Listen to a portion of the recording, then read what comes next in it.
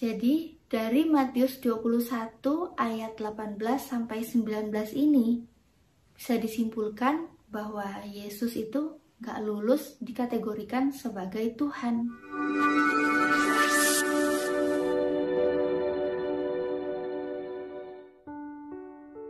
Bismillahirrohmanirrohim.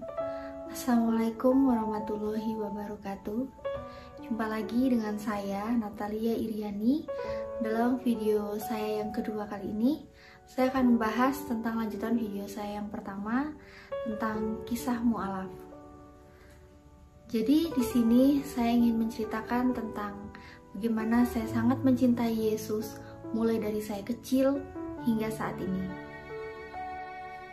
Saya terlahir dari keluarga yang sangat taat terhadap gereja. Papa saya adalah seorang manajer LSM Kristen yang bertugas untuk pindah dari suatu kota ke kota yang lainnya untuk melakukan tugas-tugas pelayanan. Dan dari situ membuat saya untuk semakin cinta pada Yesus, dan keimanan saya terhadap Yesus itu semakin kuat. Karena apa yang dilakukan papa saya saat itu, bagaimana cara papa saya dalam melayani masyarakat, di situ saya melihat kasih Yesus itu benar-benar nyata. Itu yang membuat saya semakin cinta pada Yesus.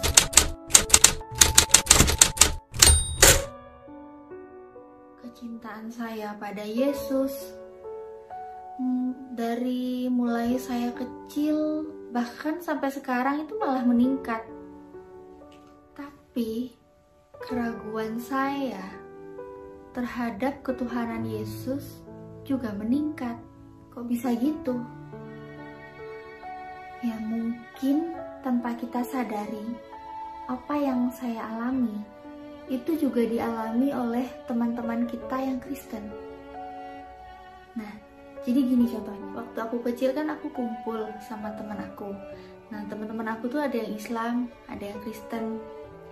Nah, jadi teman aku yang Islam, Tuhannya itu kan Allah, tulisannya itu Allah. Di Alkitab pun, di kitab Ulangan itu bilangnya Tuhanlah Allah. Berarti Tuhannya Islam sama Tuhannya Kristen kan sama-sama Allah. Nah, di situ saya mikir, di sini Tuhannya sama-sama Allah, tapi kok di gereja ngajarinnya Tuhan itu Yesus. Nah, jadi saya coba tanya sama guru sekolah minggu, pernah juga tanya sama guru agama. Pada saat itu saya bilang, kok Tuhannya kita Yesus, padahal kan Alkitab bilangnya Allah. Itu berarti gimana dong kalau misalnya Alkitabnya bilang Allah, tapi kita diajarinnya Yesus. Nah, jadi di situ saya mendapatkan jawaban itu bukan jawaban yang membuat keraguan saya hilang, tapi malah membuat saya semakin ragu. Tapi saya ragu, jawabannya malah begini, kalau kamu masih ragu, berarti kamu dosa. Nah, saya saat itu kan masih kecil, takut sekali ya kalau dibilang kalau ragu itu dosa. Jadi saya berusaha yakin, saya berusaha terima aja apa yang dibilang kalau itu tuh Yesus. Jadi saya terima, saya langsung minta maaf sama Tuhan, saya tobat ya, walaupun saya itu nggak mendapatkan jawaban yang menghilangkan keraguan saya.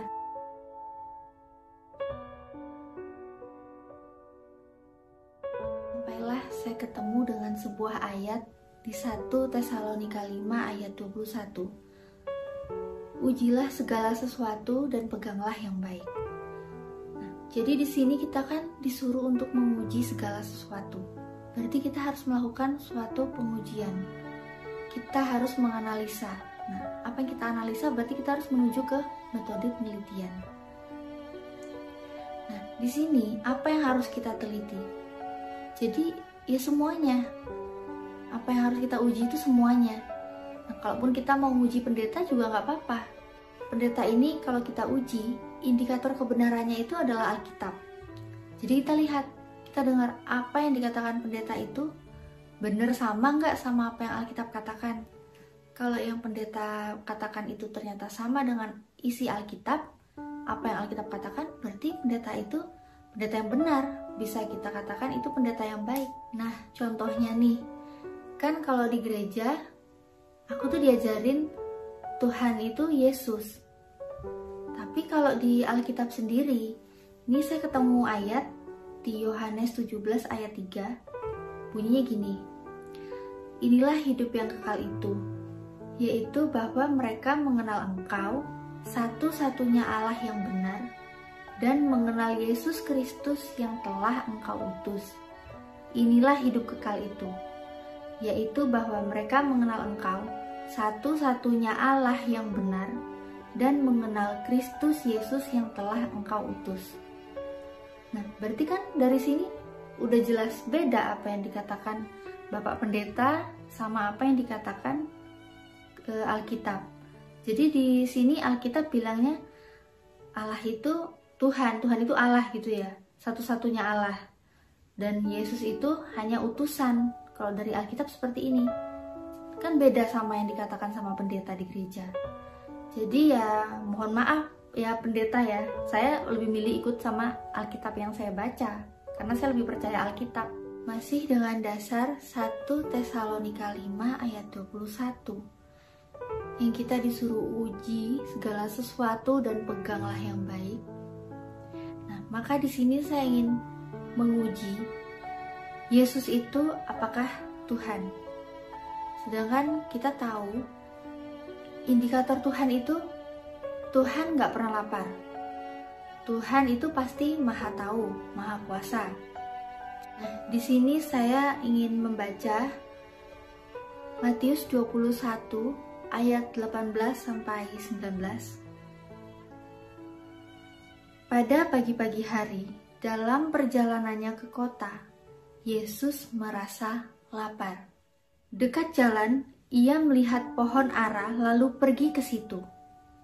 Tetapi ia tidak mendapat apa-apa pada pohon itu selain daun-daun saja. Katanya kepada pohon itu, "Engkau tidak akan berbuah lagi selama-lamanya." Dan seketika itu juga keringlah pohon ara itu. Yesus merasa lapar.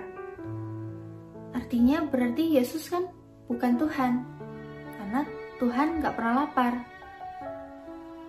Setelah itu, Yesus gak tahu kalau pohon yang dia datangin itu ada buahnya apa enggak. Artinya berarti Yesus itu kan gak maha tahu. Berarti Yesus bukan Tuhan. Kemudian, Yesus kecewa karena itu pohonnya gak ada buahnya. Yesus pun mengutuk pohon itu untuk gak bisa berbuah selama-lamanya. Jadi di sini kan teman-teman bisa lihat gimana Yesus. Jadi dari Matius 21 ayat 18 sampai 19 ini bisa disimpulkan bahwa Yesus itu gak lulus dikategorikan sebagai Tuhan.